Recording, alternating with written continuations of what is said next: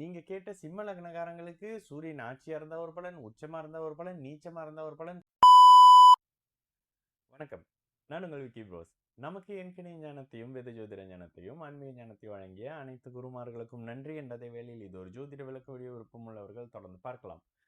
நமது Vicky bros astrology YouTube, TikTok, Facebook மற்றும் இன்ஸ்டாகிராமை ஃபாலோ பண்ணியிருக்கக்கூடிய அனைத்து தோழர்களுக்கும் நமது நன்றிகள். ஒரு கேள்வி. Hi bro, please take me if a baby born for couple who are கடகம் in சிம்ம லக்னம், how will be the baby's growth and future? Okay, இப்போ இந்த கேள்வி எப்படி தெரியுமா இருக்கு பிரதர்?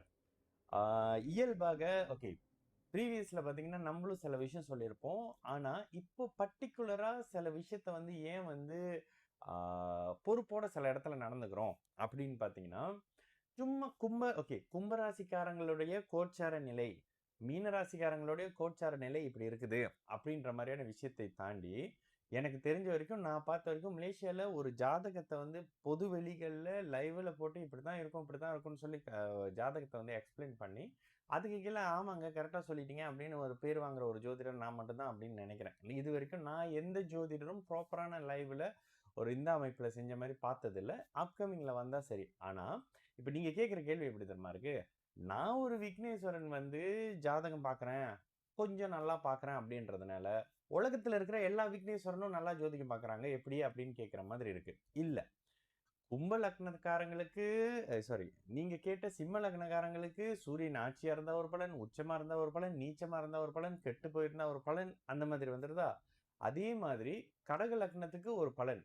உலகத்துல கோடிக்கணக்கான கடக லக்னம் சிம்ம லக்னக்காரங்க இருப்பாங்க. அந்த சிம்ம லக்னத்துக்கு உங்களுக்கு பிறந்துட்டா ஓகே அப்படின்னாக்கா, இப்போ ஒரு உதாரணத்துக்கு வச்சுக்கோங்க, ஒரு ஏ, அந்த ஏ பேரு அரசுன்னு வச்சுக்கோங்க, பி பி பேர் வந்து பத்மினின்னு வச்சுக்கோங்களேன்.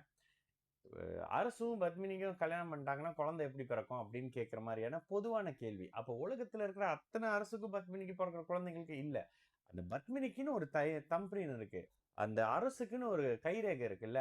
அந்த மாதிரி உங்களுடைய ஜாதகத்துல உங்களுடைய ஜாதகத்தின் 5ஆம் பாவகம் உங்களோட குழந்தைகளை பத்தி சில விஷயங்களை சொல்லும். ஓகேங்களா? எப்படி சொல்லும்?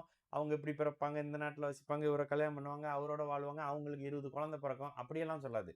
5ஆம் பாவகம் நல்ல அமைப்புகள் இருந்தா குழந்தையோடு நல்ல உறவு இருக்கு.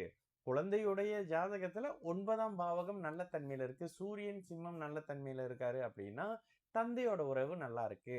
4ஆம் பாவகம் கடகம் சந்திரன் நன்றாக இருக்கிறாங்க அப்படின்னா அம்மாவோட நல்ல தொடர்பு இருக்குன்ற மாதிரியான விஷயம் தானே வருமே தவிர்த்து ஒரு சிம்ம லக்னத்துக்கும் ஒரு கடக லக்னத்துக்கும் பிறந்த குழந்தைங்க இப்படிதான் இருப்பாங்கன்னு யாராவது சொல்லுவாங்க. ஏன்னா யூடியூப்ல இந்த மாதிரி கொஞ்சம் பைத்தியக்காரங்களாம் இருக்கிறாங்க. அவங்க சொல்றது தான் பலன் எடுத்து கம்பேர் பண்ணி உங்க ஜாதகத்தோட பார்த்தீங்க, உங்க வீட்ல நடக்கிற உங்க குழந்தையோட பார்த்தீங்கன்னா, சல்லி காசுக்கு இது இல்லாம இருக்கும். சம்மந்தம் இல்லாம இருக்கும். சரிங்களா? நான் உங்கள் விக்கி ப்ரோஸ். நல்லது நடக்கும். எல்லோரும் நல்லா இருப்போம். வணக்கம்.